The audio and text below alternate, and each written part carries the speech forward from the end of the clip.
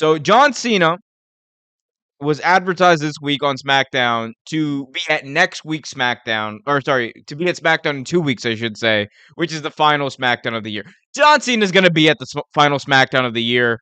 We have not seen him since he had that 20th anniversary celebration on Monday Night Raw a few months ago. A lot of people thought that might lead to a SummerSlam match with John Cena and maybe Theory, John Cena, and someone else. No, none of that materialized.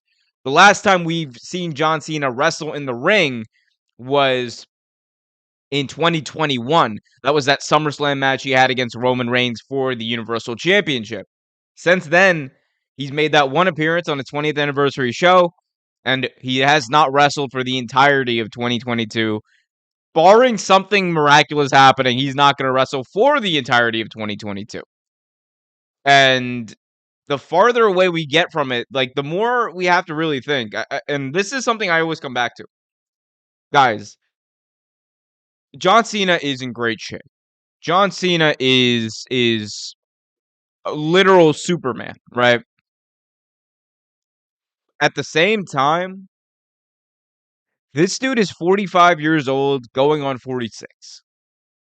He's not going to be young forever. And we've obviously, I think it's beyond the pale of me saying, or I should say, I shouldn't have to be the one to say this, but we have seen most of John Cena's career. Everything we're going to see now is pretty much extra. The dude is a Hollywood superstar at this point. He's got a very successful HBO Max show. He has movie deals up the wazoo. He's Don Toretto's brother in Fast and Furious. John Cena doesn't need to come back and do professional wrestling. He only needs to come back and do it when he wants to. And when you've been doing something, or when you do something for 25 years plus, you know, it becomes, I think it becomes one of those things of, it would be nice, if I'm John Cena.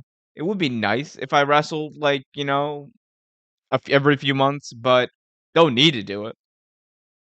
That's what makes this news of John Cena's potential return a big deal. Now, Dave Meltzer, again, a lot of people roll their eyes at me even mentioning that name, but he is a credible source when it comes to wrestling news. Dave Meltzer of the Wrestling Observer newsletter left John Cena's status for WrestleMania 39 up in the air, though as the 45-year-old is currently scheduled to be in Australia from February through March for filming a movie. It does not look like John Cena is going to be booked for a match, because at that time, if he's going to be busy for most of February through March, then it doesn't look like he's going to have time for a build. It doesn't look like he's going to have time to be that big attraction.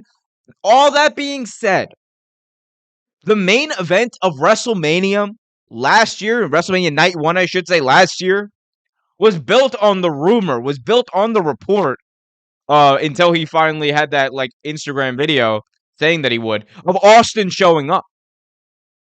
That's what moved tickets. That's what got butts in the seats. And Steve Austin, mind you, did not show up for a single episode of Raw, SmackDown, NXT, any of that, leading up to WrestleMania 38. Yet, he got the biggest ovation. He was the needle mover for that show. And on top of it all, he main evented. So, if the plan is to just say, hey, John Cena's going to be wrestling Theory, or John Cena's going to be wrestling Kevin Owens, or whatever, if that's the plan, it's going to work in the sense that people are going to show up and show out to watch John Cena. If you get him for one night, you get him in for one night, and that is one of the nights of WrestleMania, none of it else matters. None of it else matters. One thing you got to make sure is that it's at WrestleMania. None of it else matters. You can have John Cena with no build go out there and just wrestle.